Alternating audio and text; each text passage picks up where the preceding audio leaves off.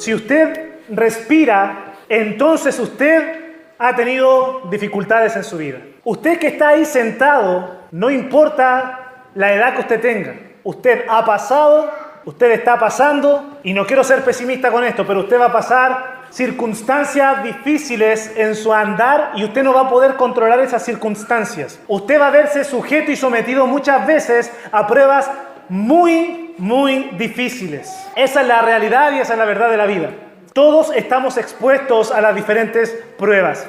Y la verdad, mis amados hermanos, es que no importa cuánto usted sepa de la Biblia, no importa si usted sabe mucho de la palabra de Dios o si sabe poquito de la palabra de Dios, no importa si usted es recién convertido o si lleva muchos años en el Evangelio, nadie está exento de pasar pruebas. Nadie de los que está aquí puede presentarle al Señor un certificado y decirle: Señor, mira, yo estoy eximido de las pruebas. Nadie puede hacer eso. El primer versículo de la carta de Santiago, aquí el escritor registra en ese primer versículo el escritor de la carta y los receptores. Entonces el primer versículo dice: Santiago, siervo de Dios y del Señor Jesucristo, ese es el emisor, y luego el receptor, a las 12 tribus que están en la dispersión.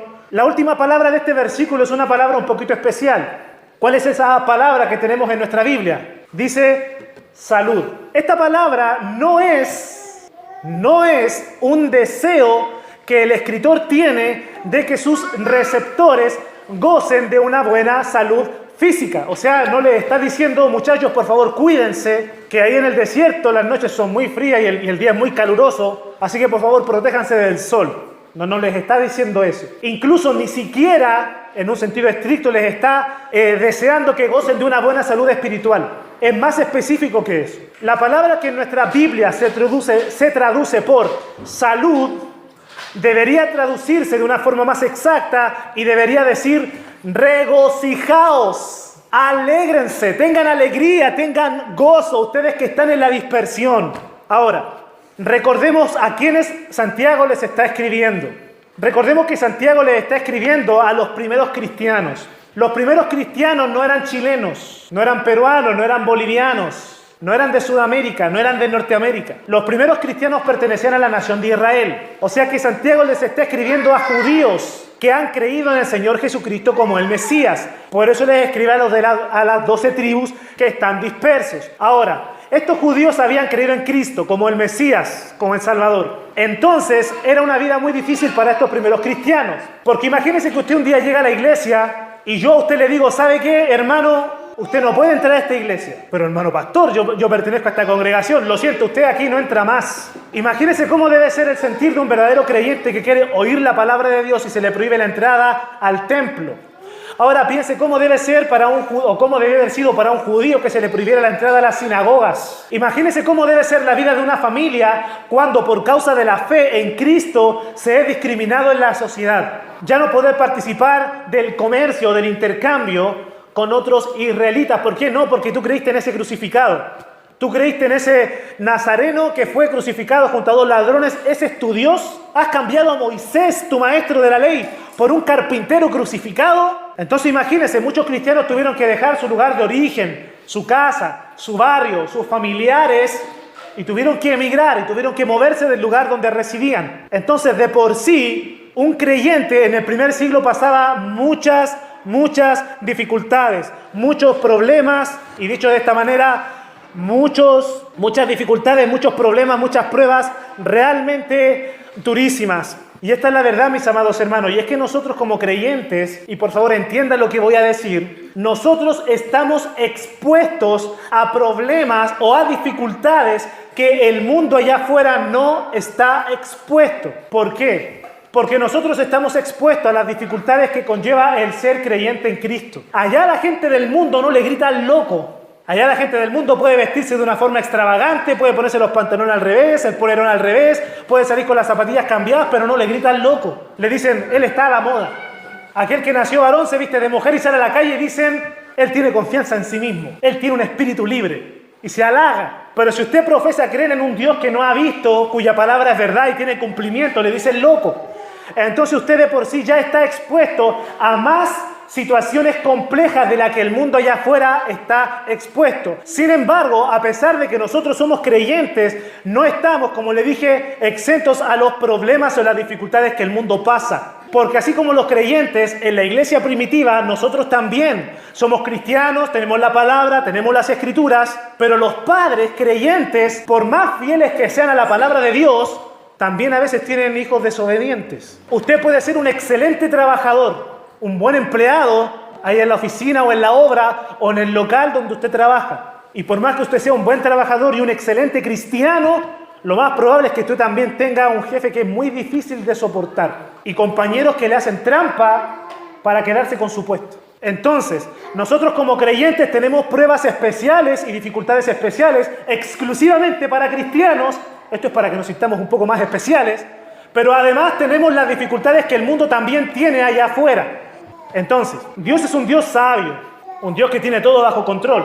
Entonces, cuando Dios decide que esta carta tiene que ser escrita y enviada a los creyentes que están siendo perseguidos, Dios utiliza el instrumento adecuado y utiliza a Santiago. Y cuando Santiago escribe la carta, escribe su saludo e inmediatamente Santiago comienza a tratar con los asuntos puntuales que están afectando a los cristianos en esta época. Entonces Santiago se evitó todos esos preámbulos que los pastores modernos habríamos hecho. Entonces Santiago inmediatamente escribe lo siguiente, y voy a leer nuevamente para ustedes los versículos 2 y 3. Dice: hermanos míos, tened por sumo gozo cuando os halléis en diversas pruebas, sabiendo que la prueba de vuestra fe produce paciencia. A veces nosotros tenemos temor a las cosas que puedan venir adelante. Tenemos un poquito de temor a las cosas que nos puedan suceder. ¿Por qué razón? Porque no entendemos el significado de las palabras. De modo que hay gente allá afuera que le tiene terror a la muerte,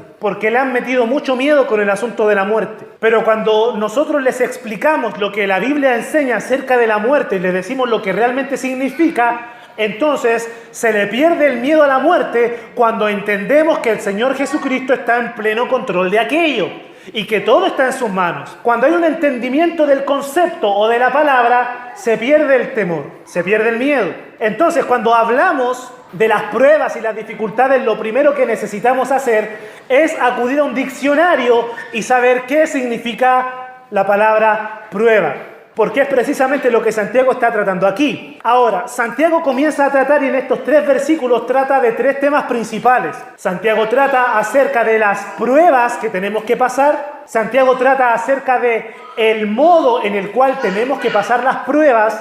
Y Santiago trata acerca del objetivo que tenemos que alcanzar en medio de las pruebas. Y son temas muy importantes, pero en estos minutos vamos a ocuparnos solamente de las pruebas que debemos pasar. Entonces lo primero que tenemos que hacer es acudir a un diccionario y preguntarle: señor diccionario, ¿qué significa la palabra prueba? Y de ahí partimos en adelante. Ahora, yo quiero que usted tenga en consideración lo siguiente. Esto le va a ayudar toda su vida. La palabra prueba no es sinónimo de tormento. Ya, para que vayamos perdiendo un poco el temor.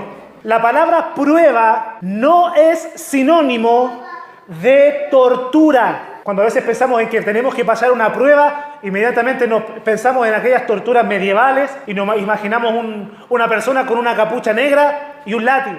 Oh, tenemos que pasar por pruebas, dice la Biblia. Y rápidamente viene una imagen hacia nuestra mente. Pero la palabra prueba no es sinónimo ni de tormento, ni de tortura, ni siquiera de fastidio. Yo sé que a muchos de ustedes les da un poquito de incomodidad. Otra vez nos van a hablar de pruebas. O sea que no basta con las pruebas que tengo en la semana, vengo a la iglesia, me siento cómodamente, abro mi Biblia y el pastor me habla de pruebas. Y yo vengo aquí por olvidarme un poquito de ellas. Pero mi amado hermano, cuando entendemos el significado de la palabra prueba, entonces le perdemos el temor y el rechazo a la enseñanza. ¿Qué significa prueba entonces? Una prueba es un ensayo. Una situación que es un experimento. Una prueba es una situación controlada en la cual se observa el comportamiento para luego considerar los resultados finales.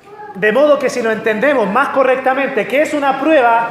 Para el creyente, una prueba es una situación controlada por Dios, es un ensayo, un experimento que Dios permite para que Dios observe nuestro comportamiento y los resultados finales en esa prueba. Entonces, cuando usted pase por esas dificultades que le producen tensión, que le producen incomodidad y que le producen ese sentimiento de salir corriendo, recuerde, amado hermano, que Dios está en control y Dios le está observando y Dios está con usted, porque Dios quiere saber cuáles son, no que quiera saber, quiere ver y quiere que se manifiesten los resultados. Ahora, ¿cuál es el origen de las pruebas? ¿Cuál es el origen de los problemas? El origen de los problemas, mis amados hermanos, es el pecado. Si no tuviéramos pecado en el mundo, si no tuviéramos este problema con el pecado, no tendríamos problemas en la sociedad. Usted se levantaría cada mañana gozoso, feliz y alegre, con un corazón que irradia alegría delante de Dios y pasaría así todo el día hasta ir a acostarse en la noche contento y felicísimo por la vida en abundancia que Dios le da. Pero como el pecado entró en el mundo, tenemos problemas desde que usted se levanta en la mañana hasta que usted se acuesta en la noche, dificultades, problemas y situaciones desagradables en la vida. Pero note usted, mi amado hermano, qué bueno es Dios y qué sabio es Dios, que Dios toma los problemas que nosotros pasamos durante el día y Dios en su gracia y en su sabiduría convierte estos problemas en pruebas. Dios toma los problemas que pasamos y los convierte en situaciones controladas para provecho nuestro. De modo que el Señor Jesucristo enseñó, y esto está registrado en Mateo capítulo 18, versículo 7, y dice que es necesario, es preciso que vengan tropiezos, pero hay del hombre por quien viene el tropiezo. Incluso el apóstol Pablo fue más claro, y aplicándolo a la relación de la iglesia, él dijo que es necesario que entre vosotros hayan disensiones. ¿Qué? Bueno, el apóstol Pablo lo dice, es necesario que entre ustedes hayan discusiones, es necesario que entre ustedes hayan diferencias de ideas, es necesario que entre ustedes, la iglesia, haya discrepancia. ¿Por qué razón?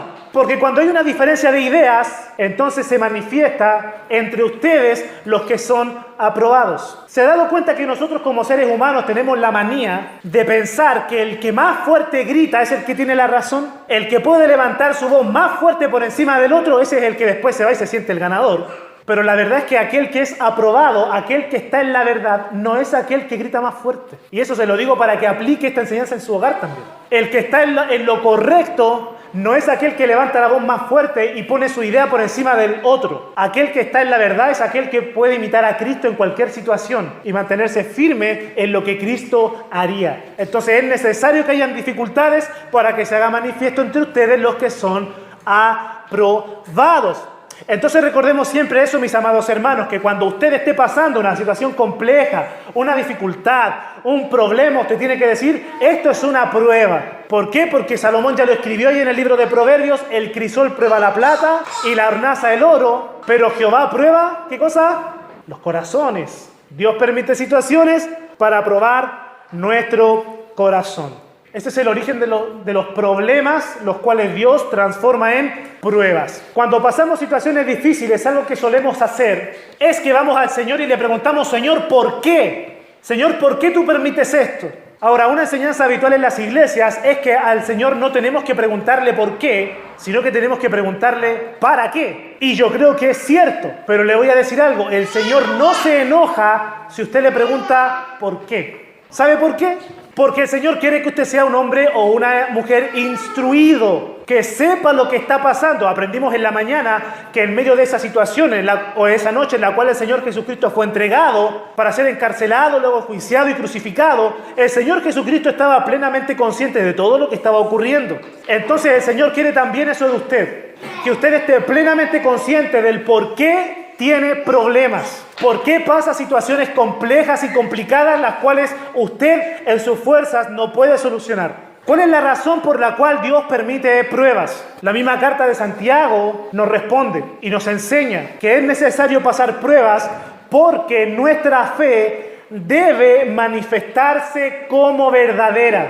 Como plantea el pastor John MacArthur, ¿de qué le sirve a usted tener una fe que solamente sirve cuando todo está bien? Y yo le pregunto esto, ¿de qué le sirve a usted una fe o de qué le sirve a usted una religión que solamente le hace sentir bien cuando el refrigerador está lleno? ¿De qué le sirve a usted una fe que solamente le hace sentir bien cuando su relación conyugal está marchando bien? ¿De qué le sirve esa fe si cuando vienen pruebas la fe se hace humo? No sirve de nada.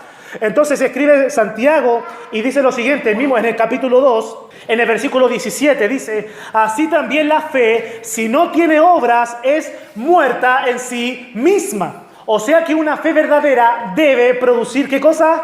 Obras.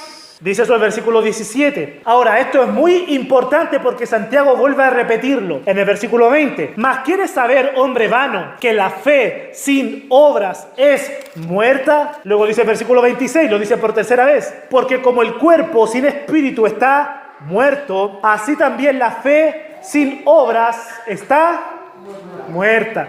Por eso, mis amados hermanos, si usted tiene o si usted afirma tener una fe que no tiene obras, una fe que no le conduce a vivir piadosamente, una fe que no produce en usted el deseo de amar a Dios, el deseo de buscar de Dios, de aprender de Él y de obedecerle, entonces su fe está obsoleta, su fe está liquidada, su fe está muerta. Ahora, es necesario mencionar esto y hacer este alcance. Es que no significa esto que como cristianos verdaderos, con una fe genuina, nunca pequemos. Porque incluso el apóstol Pablo dijo una expresión y él dijo, miserable de mí, ¿quién me librará de este cuerpo de muerte? Porque el bien que quiero hacer no lo hago, sino que el mal que no quiero hacer, eso hago. A ver, hermano, por favor, de nuevo, que fue muy rápido. Bien, el bien que yo quiero hacer, dijo Pablo, no lo hago. Y hay cosas malas que yo no quiero hacer, pero eso hago. O sea que incluso el apóstol Pablo, el hombre más usado por Dios en el Nuevo Testamento,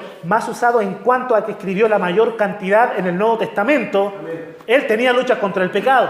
Si él tuvo esas luchas, ¿qué queda para nosotros? Entonces, obviamente vamos a tener complicaciones en cuanto a nuestra integridad y a nuestra permanencia intachable, dicho de alguna manera, en la fe. Vamos a pecar.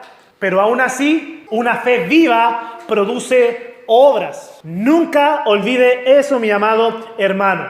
Esto de las pruebas para el creyente no es un asunto nuevo. No es algo de estos últimos años. Los cristianos siempre han sido probados de todas las maneras imaginables y de las maneras inimaginables también. Entonces, cuando usted pase una prueba fuerte, no piense, no crea que es el primero ni el último que va a sufrir en la vida cristiana. Van a haber padecimientos. No sé si usted recordará lo que nos relata la Biblia en el libro de Hechos, capítulo 5. En Hechos, capítulo 5, se muestra cómo la iglesia primera o la iglesia antigua estaba siendo probada de diferentes maneras. Y nos relata Hechos, capítulo 5, que la iglesia estaba siendo probada desde adentro y desde afuera de la misma. La fe genuina de los creyentes estaba siendo probada. Ananías y Zafira no fueron creyentes genuinos, por eso dice Pedro que Satanás llenó el corazón de ellos, porque si hubiese estado el Espíritu Santo, Satanás no lo hubiese llenado. Entonces, imagínese usted, nuestra iglesia está siendo probada, empezamos a padecer persecución. Aquí en Chihuayante comienzan las autoridades aquí en Chihuayante a perseguir los cristianos. ¿Quién cree usted que van a ser aquellos que van a seguir congregándose? Obviamente los genuinos creyentes que necesitan mantener la comunión. Hay algunos creyentes que ni siquiera pasan persecución y no se congregan. Bueno, ese es otro caso. Bueno, ellos dicen que son genuinos creyentes y no se congregan. Pero en el caso de pasar persecución, los verdaderos creyentes siguen y perseveran congregándose porque lo necesitan, porque el Espíritu Santo les pide congregarse. El Espíritu Santo les pide alabar en comunidad, escuchar la palabra en comunidad y orar unos por otros. Eso es el Espíritu Santo. Entonces es probada la fe genuina de los creyentes. Ahora, ¿cómo se sentiría usted y cómo usted cree que se sentirían los vecinos del sector si se enteran que un hermanito X vino a la iglesia y le dijo al hermano pastor, ¿sabe qué? Yo vendí una moto y traje el dinero de la moto. Y el hermano pastor le dice, ¿realmente vendiste en tanto la moto? Sí, en tanto. ¿Sabes qué? No han mentido a los hombres, a mí no me mienten, le están mintiendo a Dios. Y el hermanito cae de espalda muerto. ¿Cómo se sentiría usted y cómo cree usted que se sentirían los vecinos al enterarse de que en la iglesia está muriendo gente? Porque no trajeron el dinero completo de la moto que se vendió. La palabra de Dios registra que la iglesia siguió creciendo después de Hechos capítulo 5. ¿Nuestra iglesia seguiría creciendo si empezara a morir gente por mentir al Espíritu Santo? Entonces Dios prueba a los creyentes de diferentes maneras porque es necesario manifestar si la fe de los creyentes es verdadera o es falsa. Tenemos que pasar por pruebas. Ahora le preguntamos al Señor, Señor, ¿por qué tú permites pruebas? Y el Señor responde eso, porque tu fe tiene que manifestarse como una fe verdadera. Y ahora pasamos a la siguiente pregunta. Señor, ¿para qué tú permites pruebas en mi vida?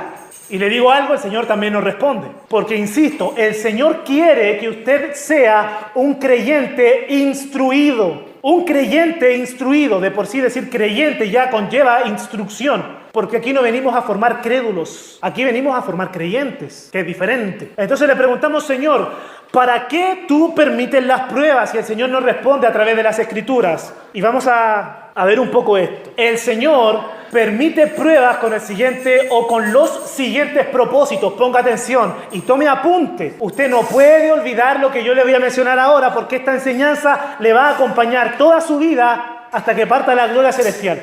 Porque mientras usted dure en el cuerpo, va a tener pruebas. Bien, así que ponga atención. El primer propósito por el cual Dios permite las pruebas es para manifestar cuánto usted confía en Dios. Voy a leer para ustedes unas palabras del rey David que están en el libro de los Salmos, capítulo 31. Salmos, capítulo 31.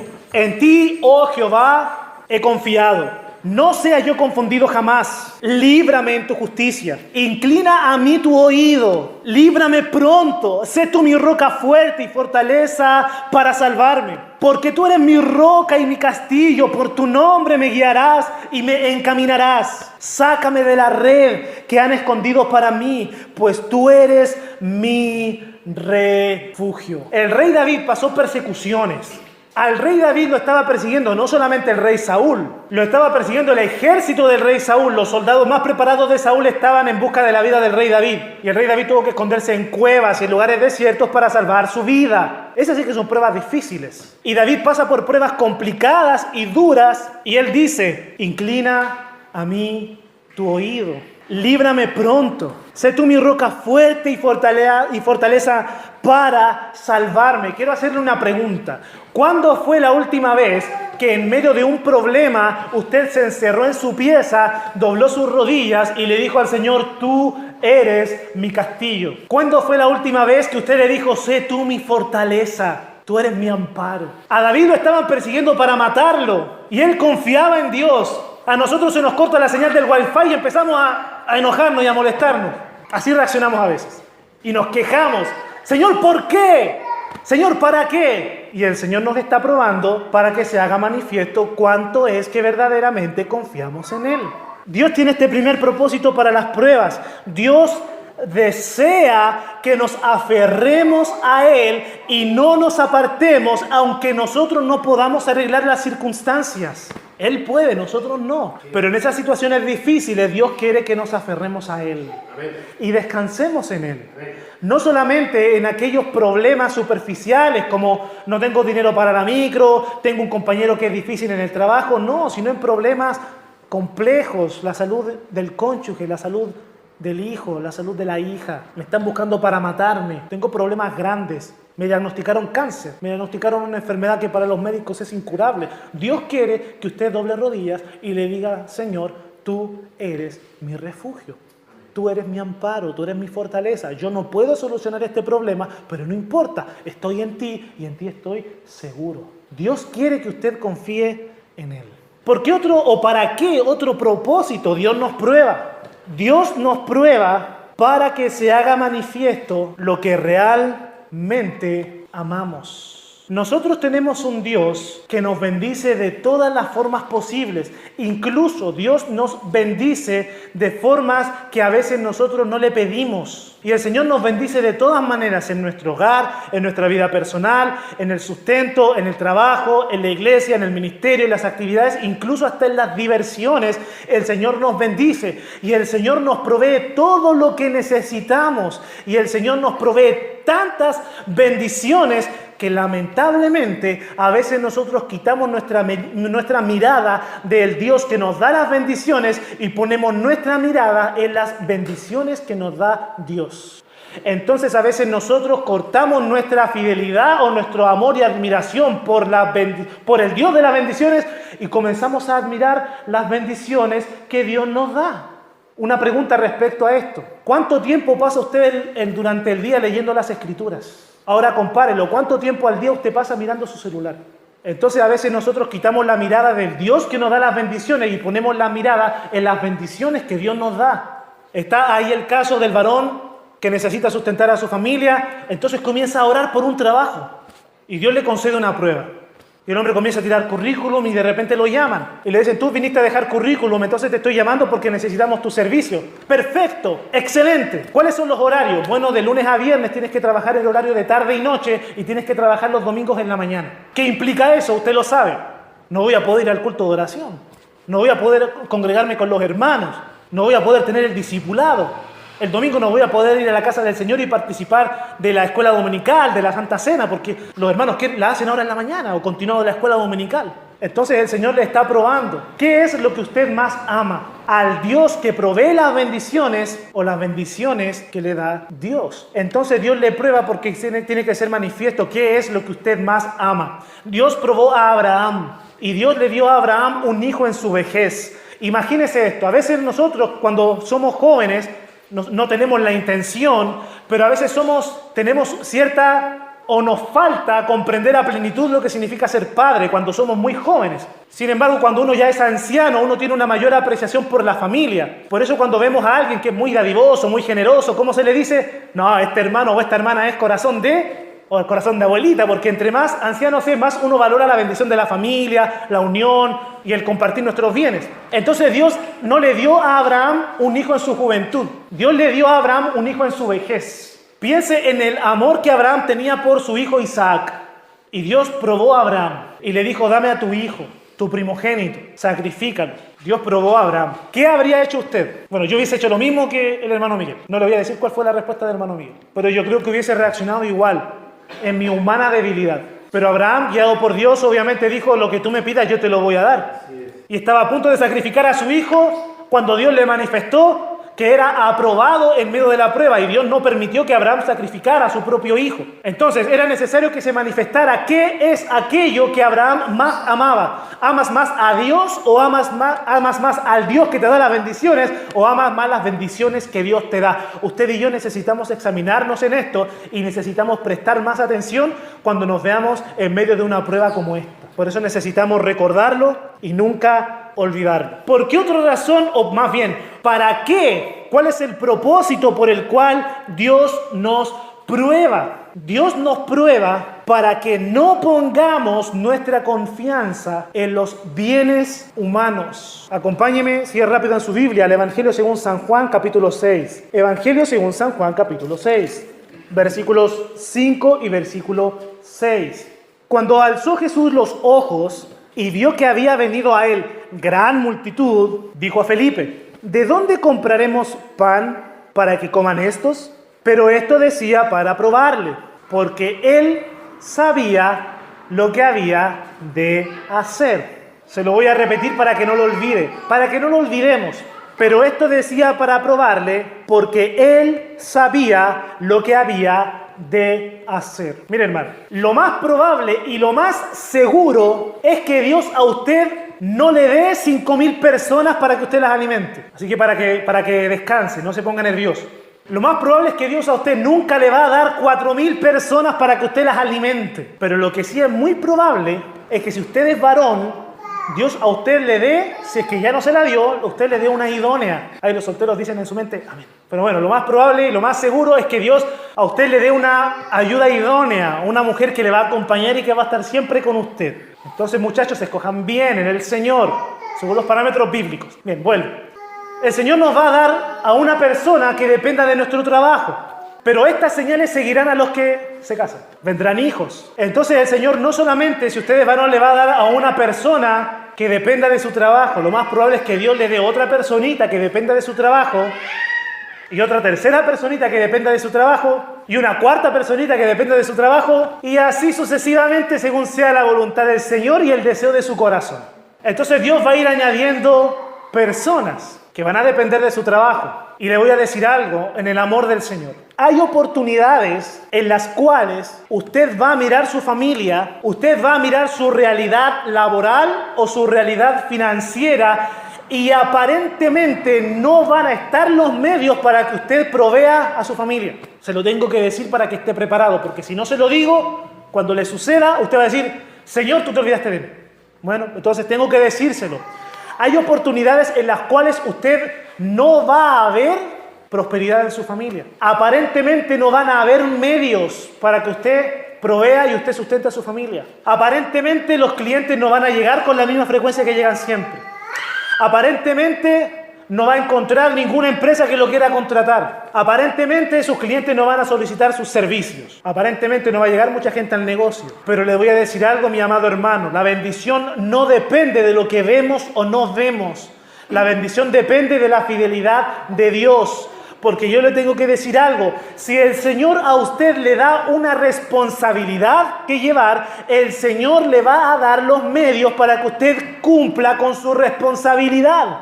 Eso yo lo entendí cuando me comprometí con mi esposa y yo vi esa realidad de las Escrituras y soy muy agradecido del Señor de entenderlo. Y cuando nos enteramos que Grace venía en camino, amén, porque nosotros queremos partir en la presencia del Señor y que nuestra sangre quede aquí sirviendo a Cristo. Entonces cuando nos enteramos que Grace venía en camino, muy contentos, muy felices, y obviamente uno como padre empieza a pensar en el futuro. Y yo estoy contento porque el Señor está conmigo. Y el Señor no va a permitir que 2 de sus hijas pasen hambre. No lo va a permitir. Porque ahí dice la Escritura, no he visto justo desamparado ni su descendencia que mendigue pan. Entonces, ¿cuál es mi responsabilidad? Ser justo, vivir conforme a la palabra del Señor, andar conforme a sus leyes, sus mandamientos, sus parámetros, sus ordenanzas, ser santo en mi manera de vivir. Y el Señor provee. Por eso, mi amado hermano, cuando esté pasando por esa prueba, no se preocupe. El Señor sabe lo que está haciendo y el Señor lo tiene todo bajo control y el Señor permite aquello para probarle a usted. El Señor es bueno y el Señor no lo va a desamparar. Confíe en esa promesa de Dios. ¿Con qué otro propósito entonces el Señor nos prueba? El Señor nos prueba para sembrar en nuestra vida un deseo por la gloria celestial. Ese es otro propósito por el cual el Señor nos prueba. Usted y yo tenemos una debilidad humana que necesitamos atender y tener en consideración. Y es que nosotros vivimos insertos en un mundo, en un sistema laboral, en un sistema financiero, en un sistema social, etc.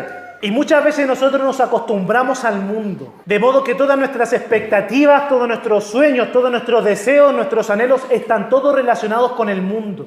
Pero quiero decirle algo y es que Dios quiere sembrar un deseo en usted de que usted anhele con todas sus fuerzas partir a la gloria de Dios.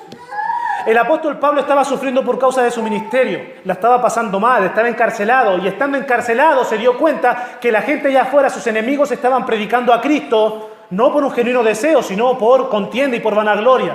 ¿Y qué dijo él?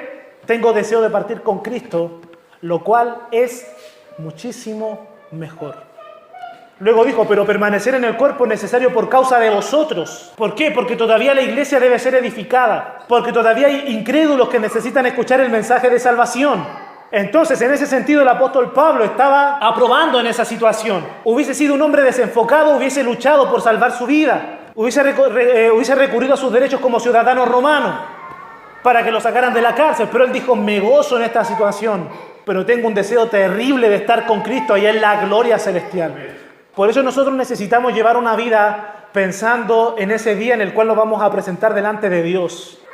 Usted no le va a rendir cuentas al Señor por el sueldo que usted tuvo aquí en la tierra. Usted no le va a rendir cuentas al Señor por cuántas piezas tenía en su casa y qué tan profunda era la piscina en su casa. Usted le va a rendir cuentas al Señor por su santidad, por su testimonio, por su ministerio, por su esposa y por sus hijos. Entonces tenemos que llevar una vida pensando en esa gloria celestial y tenemos que anhelar, desear estar con el Señor. Cuando usted tiene un problema, ¿qué es lo que usted hace? ¿A quién usted recurre? ¿Recurre a los medios humanos? ¿Recurre a un préstamo? ¿Recurre a su abogado si es que lo tiene? Si es que tiene el lujo de tenerlo. ¿O usted va en oración y le dice, Señor, confío en ti, pero Señor, yo quiero estar contigo en tu gloria porque allá no voy a tener estas dificultades? El Señor quiere que nos despreocupemos del mundo y nos ocupemos en anhelar estar delante de Él. Es necesario mencionar esto, y es que cuando el Señor desarrolla en nosotros ese deseo por la gloria celestial, el Señor no está desarrollando en nosotros un sentir de cobardía en cuanto al mundo. Querer estar en la gloria celestial no significa tenerle miedo al sistema mundano. El Señor no está sembrando en nosotros un sentir de escapismo, de huir del mundo para estar con Dios. Pero ese deseo de estar con el Señor en su gloria refleja el amor por Él. Y obviamente la incomodidad que sentimos en este sistema. Porque estamos en el mundo, pero no somos del mundo. Y nuestra ciudadanía está en los cielos, de donde también esperamos a nuestro Señor Jesucristo. ¿Con qué otro propósito el Señor nos prueba. ¿Para qué el Señor permite pruebas en nuestra vida? Acompáñeme a 2 Corintios capítulo 6, por favor. 2 Corintios capítulo 6. Como les mencioné delante, amados hermanos, hay oportunidades en las cuales el Señor nos bendice con muchos bienes materiales. Incluso en tiempos modernos tenemos la posibilidad de adquirir artefactos y tecnología que hace 30 años atrás era muy difícil soñar con aquello. De los que están aquí, ¿cuántos cuando eran niños tenían 2 televisiones en su casa? De los hermanos adultos que tienen más de 30 o 40 años. ¿Cuántos de los que están aquí cuando eran pequeños tenían 2 televisiones en su casa? Hace 20 o 30 años atrás, obviamente no existían celulares, pero piensa en la economía de su casa, en la economía de su hogar. ¿Y cuántas posibilidades habían de adquirir artefactos electrónicos como los tenemos el día de hoy? Los cuales tenemos como si fueran juguetes. Se me rompió la pantalla, me voy a comprar otro. Y cambiamos el celular porque se rayó la pantalla. Conozco a algunos creyentes que dicen, no, es que mi celular está fuera de moda. Sacan 100.000 o 120.000 pesos, van y compran otro celular. Yo me pregunto, ¿para qué? ¿Acaso uno para cada oreja? Si se puede hablar por un celular a la vez. Entonces tenemos la posibilidad de adquirir muchos bienes materiales en tiempos modernos. ¿Cuál es el problema? El problema es que a veces tenemos bendiciones materiales y nos olvidamos de las bendiciones espirituales. Dios permite problemas o pruebas en nuestra vida para que no nos olvidemos de las bendiciones espirituales que el Señor nos da.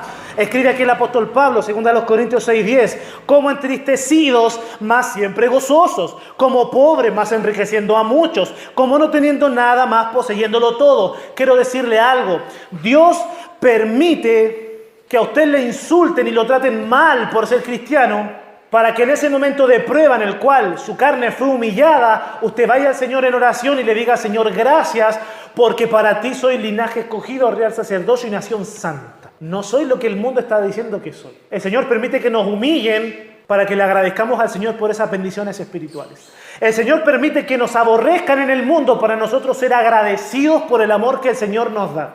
El Señor permite que nosotros pasemos por dificultades. El mundo vive sin esperanza. Le tiene miedo a la muerte, pero el Señor permite dificultades y problemas para que nosotros le demos gracias al Señor porque tenemos la esperanza de la salvación y de la vida eterna. El Señor permite que en el mundo nos odien para que seamos agradecidos por la familia espiritual que Él nos ha dado. Tenemos que aprender a mirar con ojos espirituales, hermanos, y el Señor desea eso en medio de la prueba. Jamás tenemos que olvidar aquello, mis amados hermanos. Tengo 3 motivos más por los cuales, o propósitos por los cuales el Señor nos prueba, pero voy a terminar con el siguiente. Acompáñenme mismo en 2 Corintios, pero ahora el capítulo 12. 2 Corintios, capítulo 12. Mi amado hermano, si usted está interesado en conocer del Señor y ministrar la palabra de Dios a otros, ya sea varón o ya sea una hermana en la fe, usted debe considerar que usted va a ser probado en esta área. Así que por favor no olvide jamás lo que le voy a mencionar a continuación. Dice ahí 2 Corintios capítulo 12, versículo 7. Y para que la grandeza de las revelaciones, escribe el apóstol Pablo, para que la grandeza de las revelaciones no me exaltase desmedidamente, me fue dado un aguijón en mi carne, un mensajero de Satanás que me abofetee para que no me enaltezca sobremanera. Como le mencionaba adelante, mis amados hermanos, el apóstol Pablo fue el instrumento escogido por Dios para escribir la mayor parte de lo que el día de hoy conocemos como Nuevo Testamento. Fue un hombre en el Señor inteligentísimo, un hombre que era capaz de dar tremendas explicaciones en cuanto a teología, pero también un hombre sumamente carismático en cuanto a dar enseñanzas en relación a aplicaciones prácticas en la vida cristiana. Cuando el apóstol Pablo se despidió de un grupo de pastores allá en Éfeso y le dijo que nunca más iban a ver su rostro, los pastores de Éfeso se le echaban al cuello llorando, porque nunca más iban a ver a Pablo, según las palabras que Pablo les había dicho. Pablo era un hombre tremendo, usado por el Señor. Fue la herramienta que el Señor utilizó para traernos el evangelio a nosotros, los que no somos judíos. Pablo iba a una ciudad y todo el mundo sabía quién era Pablo. Y se juntaban por multitudes a escucharle, pero también se juntaban por multitudes para apedrearle y para llevarle la contraria. Pablo era un hombre sumamente hábil en cuanto a oratoria y en cuanto a debate. Se metía a las sinagogas para discutir en cuanto a la ley con los líderes religiosos para demostrar por medio de las escrituras que Jesús es el Cristo. Era un hombre tremendo, hermanos, tremendo. Y según el capítulo 12 de según a los Corintios, fue el mismo Pablo al cual Dios arrebató y lo llevó al cielo para ver las glorias de la esfera celestial. Y Pablo baja de esa visión y dice, no me ha sido concedido revelar lo que vi. El día de hoy sale cada pseudo profeta o pseudo apóstol escribiendo un libro de todo lo que vio en su última ida al cielo y al infierno. Pero bueno, a Pablo no se le permitió. Pablo era tremendo en cuanto a su ministerio. Pero ¿qué dice? Dice que para que la grandeza de las revelaciones no me hiciera sentir infladito, esto se lo digo para que lo entendamos bien, para que esta grandeza de las revelaciones no me hiciera mirar a mis hermanos por encima del hombro, me fue dado un aguijón en mi carne, un mensajero de Satanás que me abofetee. ¿A cuántos de ustedes les gusta que lo abofetee un compañero en el trabajo? ¿A cuánto les gustaría que lo hicieran? A nadie. ¿A cuánto les gustaría que lo abofeteara un mundano? ¡Qué humillante! Es doloroso tanto el golpe como, voy a decirlo así, no la dignidad, el orgullo. Uno queda dolido. ¿Cuánto más sería el dolor espiritual de ser abofeteado por un enviado del mismo diablo? Se dice que este aguijón en la carne de Pablo pudo haber sido una enfermedad en sus ojos, pero se dice que Pablo tenía muchas dificultades en sus ojos.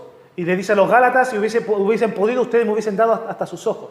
Se cree que es eso, ese aguijón en la carne. Otros piensan que es una debilidad física, que le impedía tal vez mantenerse mucho tiempo de pie, o mucho tiempo caminar. Por eso Pablo le escribe a los Corintios que estuvo predicándoles con temor y temblor, y con mucha debilidad. Pero, amados hermanos, yo tengo una postura personal en cuanto a este aguijón en la carne de Pablo.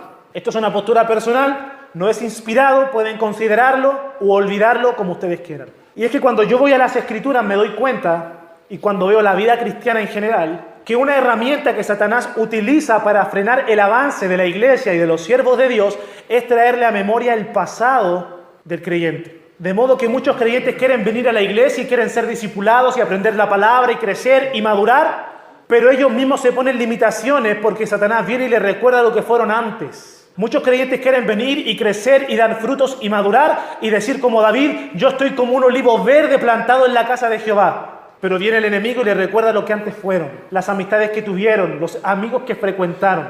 Y es una prueba dura, muy dura. Yo me imagino al apóstol Pablo despertando cada mañana, orándole al Señor, pasando horas de oración.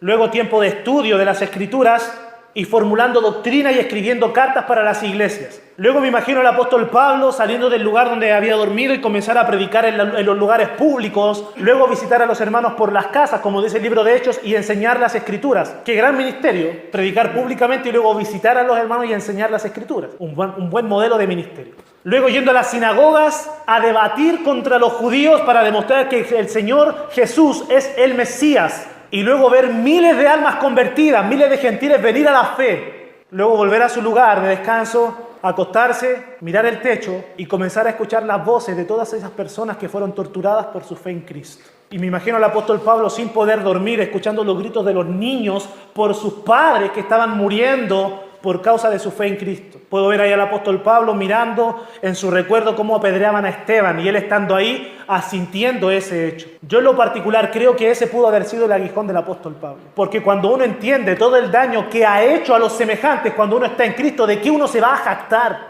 ¿De qué uno se va a jactar de cuánto Dios me usa? Si mira todo lo que la vieja naturaleza hizo. Estamos aquí por pura gracia y por pura misericordia del Señor. Y el Señor permite pruebas para mantenernos humildes. Y entre más el Señor usa a su siervo, más los prueba. ¿Quiere ser usted utilizado por Dios?